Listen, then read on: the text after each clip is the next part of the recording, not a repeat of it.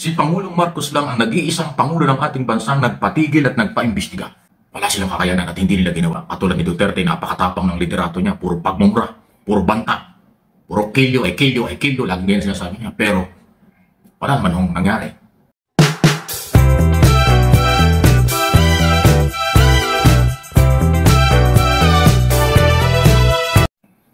Mga desperado at maka-Duterte, politiko, sibilyan. Siguro sama rin natin ang mga nasa social media nila. Vloggers. Tumudo na. Pero wala pa rin dating. Ayan. Kaya walang dating kasi lahat ay kanilang sinakyan ang issue pero walang malaking suporta o walang suporta mula sa mga matitinong mamamayang Pilipino. Alam niyo kung bakit? Ginamit na si Sergeant Orly Gutesa na dating Philippine Marines ng pag-akusa sa gobyerno, wa-effect. Nagsalita si Saldico, dating congressman, habang nagtatago sa Amerika kung saan man, pinagdududahan pa na baka artificial intelligence o AI ang video. Mali-maleta ang kapalpakan. Ala rin. Si Amy Marcos nagsalita sa rally ng INC na ang piling niya at akala niya ay maniniwala ang taong bayan, wala rin epekto. Lahat ito ay desperate o desperadong galaw. Isinagad na nila ang paninira, nanawagan na sila ng kung ano-ano dyan, nagrally pa pero hindi naman sinuportahan ng maraming tao. Kakaunti lang dyan sila sa Power Monument. Mas marami pa nga ang pulis at mga vlogger kaysa sa yung mga politikong nagpunta ron. Diba? So, mga kaibigan, Luzon, Visayas, Mindanao, hindi po ako spokesman ng gobyerno. Ako lang po yung naninindigan dahil may paninindigan tayo from day one. Mula nang mag-file ng Certificate of Candidacy si Bongbong Marcos noon, October ng 2021. 2022 election, or 2020 pa lang. Ako po'y sumuporta na sa kanila. Voluntary. Hindi ako nagpakita ng personal kahit minsan sa pamilyang Marcos. Basta ako'y sumusuporta sa radyo, telebisyon at dito sa ating mga channel. At ito po'y aking paninindigan. Hindi ako nagkamaling suportahan dahil ang gusto natin pagbabago. Gusto natin ay magandang kinabukasan. At saka higit sa lahat na ipaglalaban ni Pangulong Marcos ang West Philippine Sea sa marahas na ginagawa ng China. Ang mga Duterte at mga Duterte wala pong sinasabi niyan. Pro-China nga ang tingin sa kanila ng iba. Dahil dito, ating pong panindigan, ang mamamayang Pilipino at mahihirap na Pilipino, pangkaraniwang Pilipino ang mahirapan kung si Pangulong Marcos ay persahin nilang palitan at hindi po magtatagumpayan.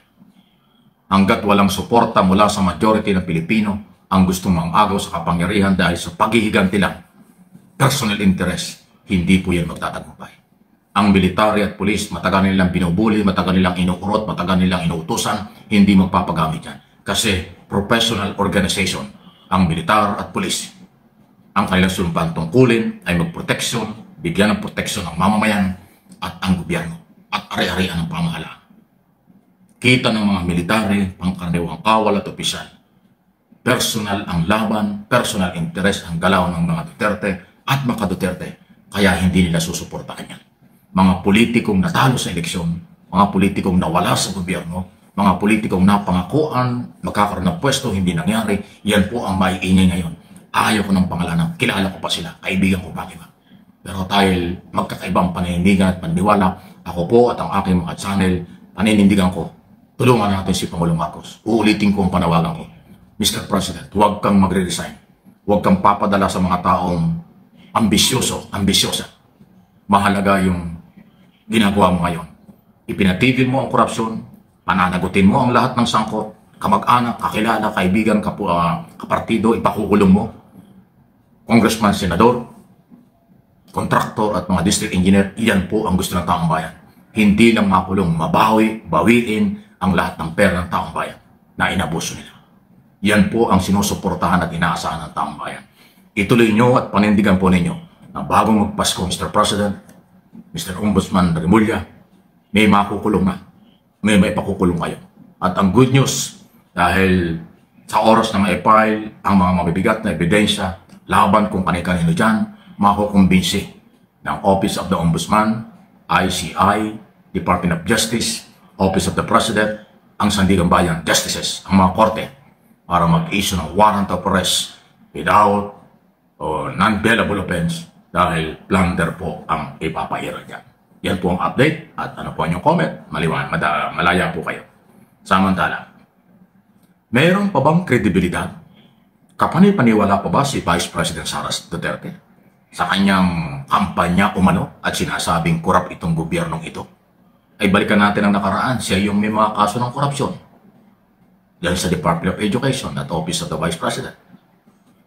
Hindi pa tapos ang di umano'y paglulusay ng intelligence fund at confidential fund na kung sino-sino ang ginamit na pangalan. May tao, may prutas, may isda, di ba? Pampano, Bilyamin, mayroong piatos at kung ano-ano pa. Hindi pa tapos yan. Malinis ba si Sara Duterte? Malinis ba ang mga Duterte? Bakit kung sila yung magsalita, ganun-ganun na lang laban kay Pangulong Marcos at sa gobyerno? Si Pangulong Marcos lang ang nag-iisang Pangulo ng ating bansang nagpatigil at nagpaimbestiga sa grabing korupsyon. Sa kabila ng dekada na, marami ng panahon, marami ng nakaraang administrasyon ang nakaranas ng korupsyon. Hindi nila naipatigil. Wala silang kakayanan at hindi nila ginawa. Katulad ni Duterte, napakatapang ng liderato niya, puro pagmumura, puro banta, puro kilyo, lagi ngayon sinasabi niya. Pero wala naman hong nangyari. Korupsyon, sinabi niya, matahamak ang korupsyon. Matindi ang ghost project sa public works. Wala siyang pinaimbestigahan, wala siyang pinakulong kahit isa. Ngayon, sa Marcos administration, hindi salita, gawa. Personal niyang inspeksyon, personal niyang pinaimbestigahan, at nabuo pa ng ICI para mag-imbestiga. So, aksyon at gawa, gawa at aksyon. Rule of law, pinaiiral ni Pangulong Marcos, hindi salita lang. Yung mga nakaraang gobyerno, puro banta lang, walang nangyari. Kaya ngayon, tatanong ko sa inyo, meron bang kredibilidad? Kapani-paniwala pa ba ang Sara Duterte at mga Duterte kumpara sa nakaraang nangyayari at nangyayari sa kasalukuyan laban sa korupsyon? Sino ang totoo na lumalaban? Di ba Marcos administration? Yung Duterte administration ay puro banta lang naman wala namang naipakulong. Maraming natukhang. Ang naipakulong lang si Naila de Lima, pinersonal. Pero politiko, walang naipakulong. Yung mga politiko ang pinakulong ni Aquino noon, pinalaya pa after pagpasok ng Duterte. Hindi ba? Real talk lang tayo kung inyong babasahin ng nakaraan. So, desperadong galaw, nagmamadaling galawan, wala namang suporta sa sektor ng mga Pilipino. Kaya hanggang media lang sila. Hanggang social media nga lang talaga actually. Ituloy natin at suportahan natin ang gobyernong magbibigay ng magandang buhay, hindi yung gobyernong gusto ay paghihiganti lang.